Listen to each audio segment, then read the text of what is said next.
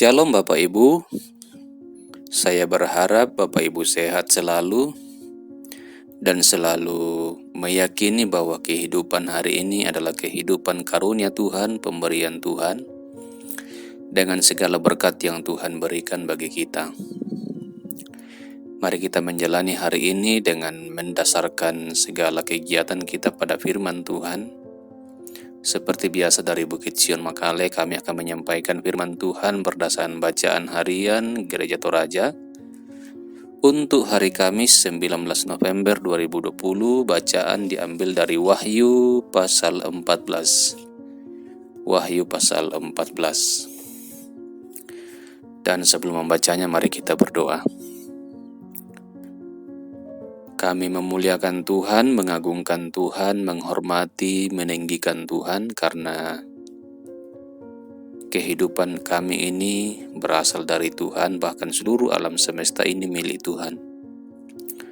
Pengorbanan Yesus Kristus membawa jaminan keselamatan bagi setiap orang yang percaya, dan itu pemberian terindah dan terbesar dari Tuhan bagi kami manusia.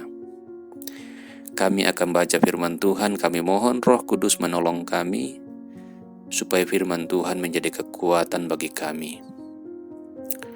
Ajarlah kami, tegurlah kami, sebab kami berdoa kepada Bapa dalam nama Tuhan Yesus Kristus. Amin. Wahyu 14 ayat 1-5.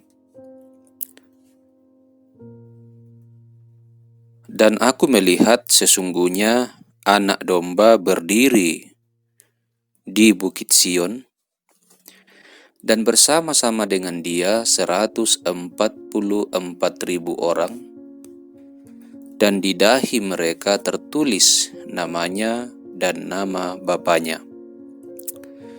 Dan aku mendengar suatu suara dari langit, bagaikan desau air bah, dan bagaikan deru guru yang dahsyat.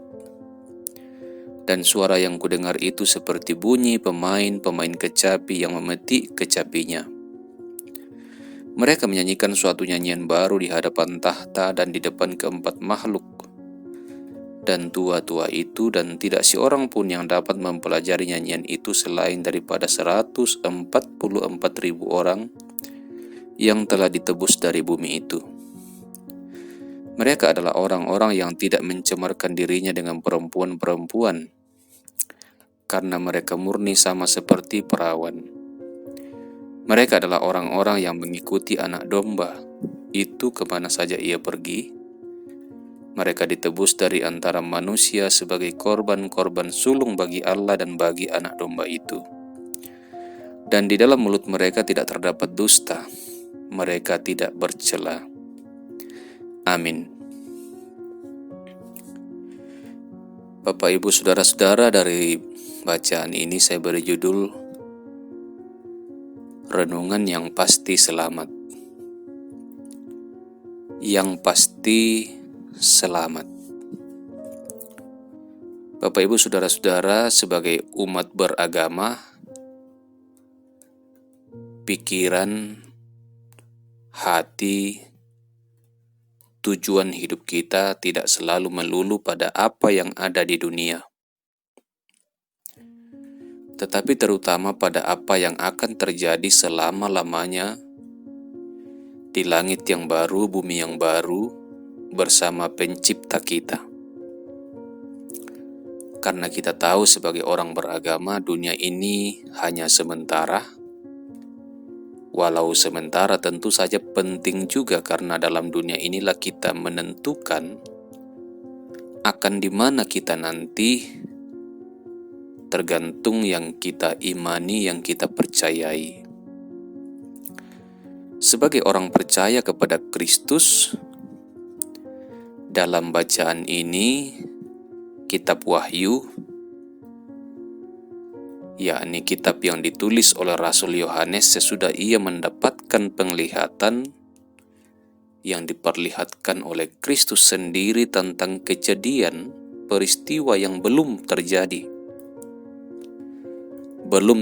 dan belum pernah terjadi dan baru akan terjadi nanti, yang tidak ada seorang pun tahu. ketika Kristus datang nanti. Barulah di sana akan terjadi peristiwa-peristiwa yang dicatat dalam kitab Wahyu sebagian besar, walaupun sebagian besar juga sudah mulai terjadi berdasarkan nubuatan-nubuatan kitab Wahyu. Dan khusus di pasal 14 ayat 1-5, sekali lagi yang pasti selamat, karena di ayat ini Yohanes berkata, Rasul Yohanes, murid Tuhan Yesus berkata, "Aku melihat sesungguhnya anak domba berdiri di Bukit Sion bersama-sama dengan 144.000 orang."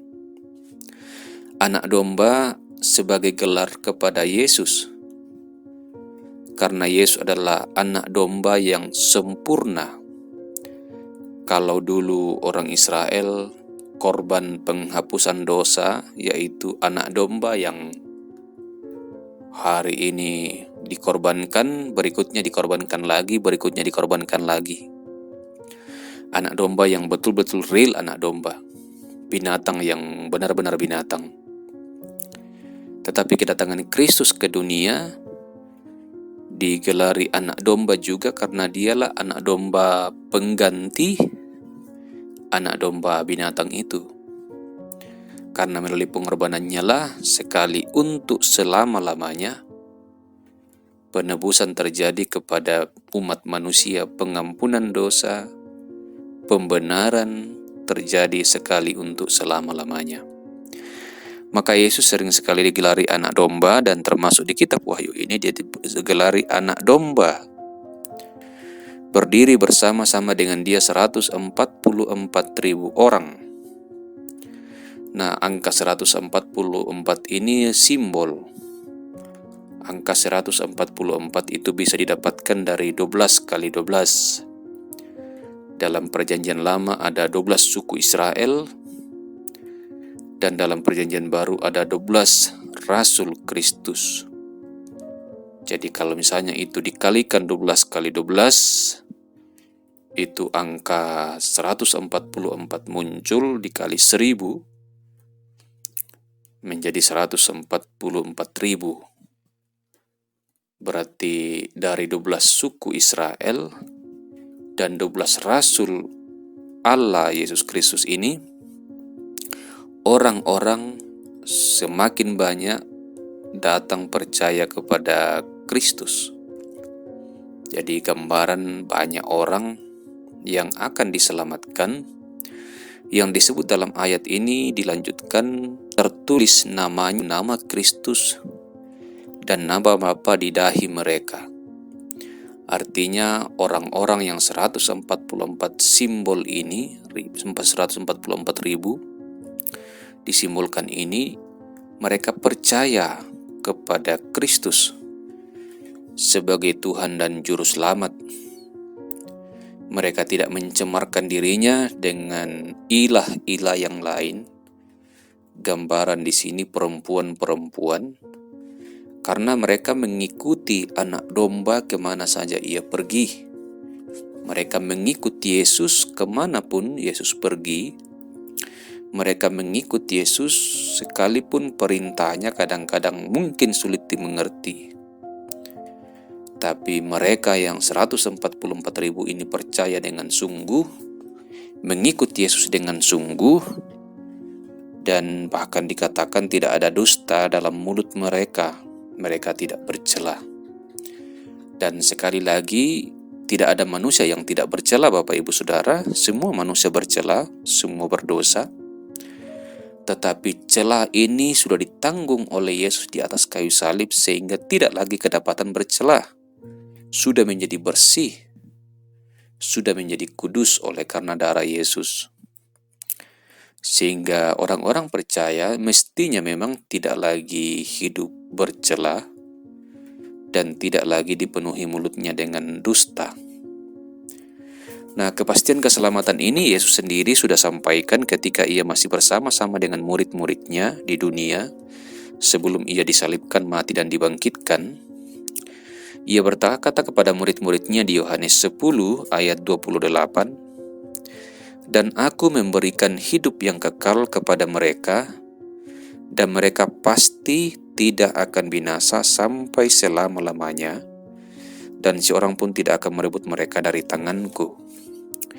Ini satu-satunya manusia yang pernah ada di muka bumi, yang berani menjamin, berani mengatakan, aku memberikan hidup yang kekal kepada mereka, dan mereka pasti, bukan mudah-mudahan, bukan semoga, mereka pasti tidak akan binasa sampai selama-lamanya. Jadi hanya dia manusia satu-satunya yang pernah menjadi manusia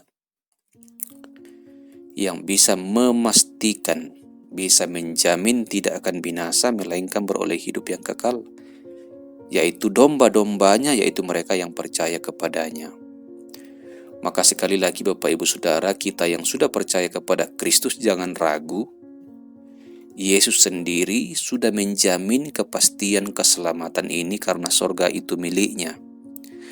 Kalau sorga itu miliknya, maka ia bisa memastikan. Sebaliknya, kalau sorga itu bukan miliknya, maka ia tidak bisa memastikan.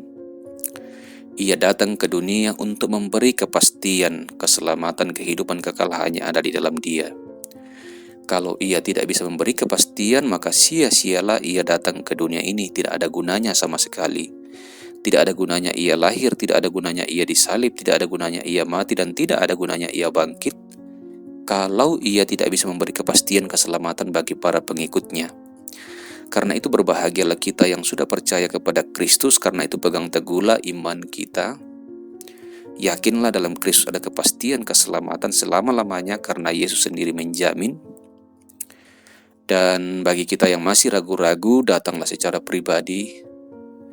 Percayalah dengan sepenuh hati, mohonlah pimpinan Roh Kudus sehingga Roh Kudus bekerja di hati kita agar kita tidak binasa selama-lamanya.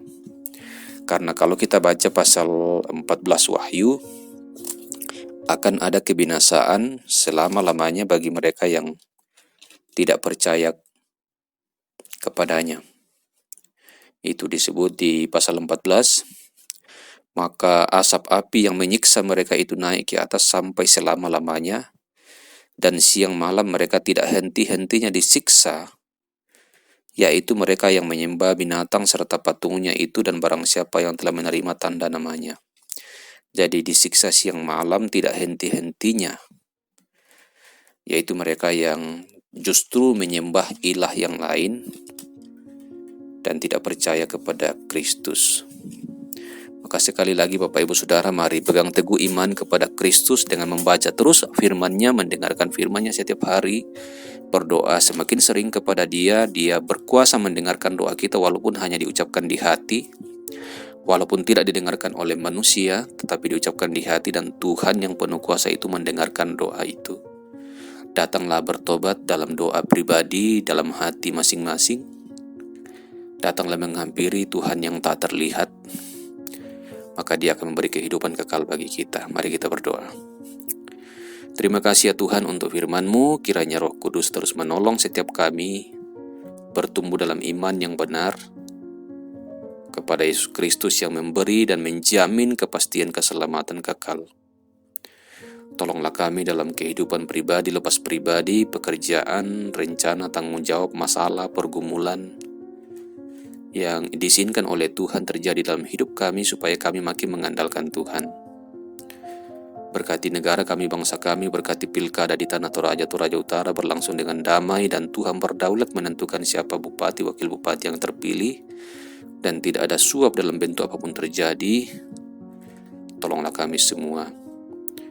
Kami berdoa untuk orang miskin tak berdaya, peliharalah mereka satu persatu dimanapun berada. Kami sampaikan doa kami dalam nama Tuhan Yesus Kristus kepada Bapa di sorga. Amin.